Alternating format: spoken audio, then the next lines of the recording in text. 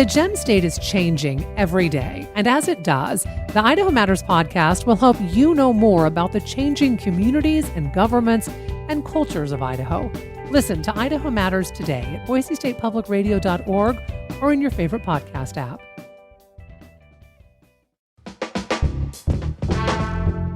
From Boise State Public Radio, this is The Connector. It's Idaho's Daily News. Good morning. I'm George Prentice. Today, we've got details on another shooting involving Boise Police. It's the second in less than a week. From the Ada County Courthouse, more dramatic testimony in the case of women challenging Idaho's anti-abortion laws. And it is a mixed bag. It's a bit of everything in the weather outlook. It is Thursday, the 14th of November, and here are today's stories. A man was shot by Boise Police late yesterday, the second such shooting by police in less than a week. It started with a traffic stop near South Division Avenue and Howe Street. Police said a passenger in the vehicle gave false information to officers, pulled a knife, and fled on foot. Police later cornered the suspect on Colorado Avenue. Police said the suspect refused to follow commands, and they also say the suspect charged at an officer with a knife. That officer shot the suspect. The suspect taken to a local hospital. No word on his condition. The officer involved in the shooting is on administrative leave per policy. Meanwhile, the Ada County coroner has publicly identified the man who died in a standoff with Boise Police last weekend, ultimately ending with police shooting the man. It was on the 1300 block of North Liberty in West Boise on Sunday. That's where police arrived at what they called a possible hostage situation. They said a male suspect was holding a knife on another man inside the West Boise home. A crisis negotiation team was on the scene. Eventually, the apparent hostage exited the home safely. The suspect came outside soon thereafter. Police said he was still armed with a knife.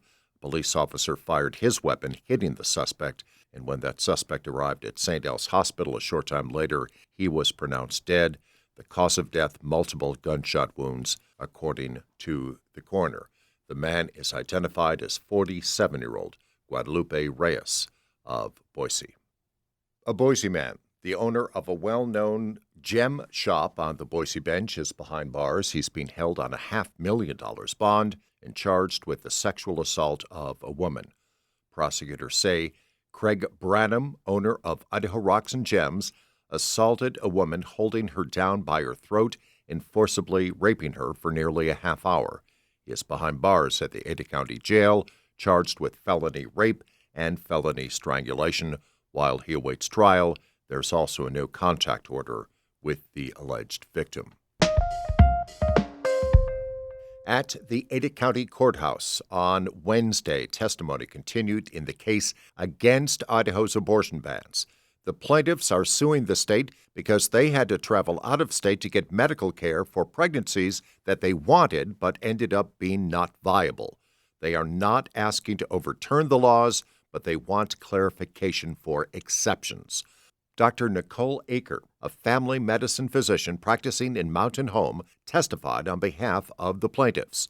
She said in a clinical setting, deciding when a pregnant woman's life is in danger and when medical intervention would be allowed is very hard to determine because the law does not use medical terms. This is legal jargon that I wasn't trained to understand in medical school. It's not, there's no definition medically for what those mean.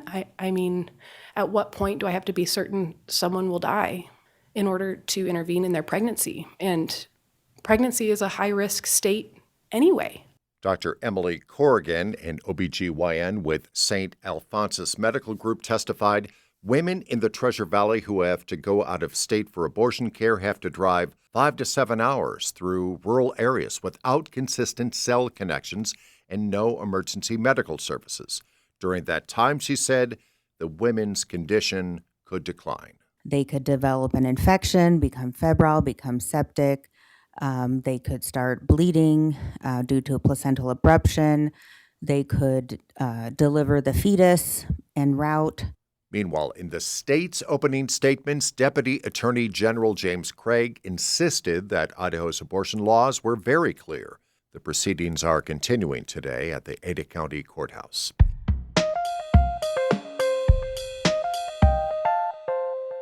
There is plenty of change in the weather outlook. Les Cullen is at the National Weather Service office in Boise.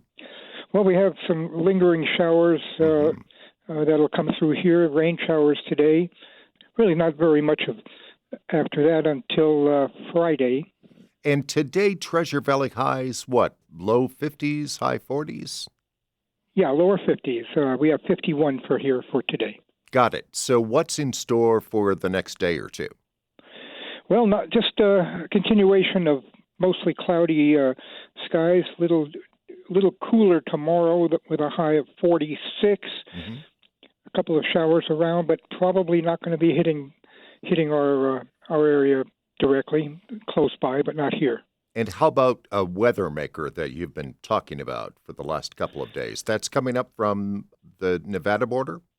Yeah, there's another developing storm on Friday. Now it looks like it's going to go more south than it did yesterday, so it'll be catching the area near the southern Idaho border with Nevada and into the Magic Valley. They could get into some snow there, but it looks like it'll bypass us now, and we won't get our first snow probably now until Monday.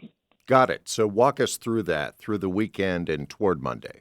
That storm on Friday into Saturday will move out, and then another one will come in from the Gulf of Alaska on Monday into Tuesday, and that one looks cold and wet enough for snow at the valley floors. So possibly some snow on Monday? Yes. Got it. He is Les Cullen at the Weather Service. Les, have a really good Thursday. Thanks, George. You too. And that is today's episode of The Connector. I'm George Prentice. We'll see you back here Friday to stay in touch with the news between now and then. Check out BoiseStatePublicRadio.org or download the free Boise State Public Radio app. And thanks for listening.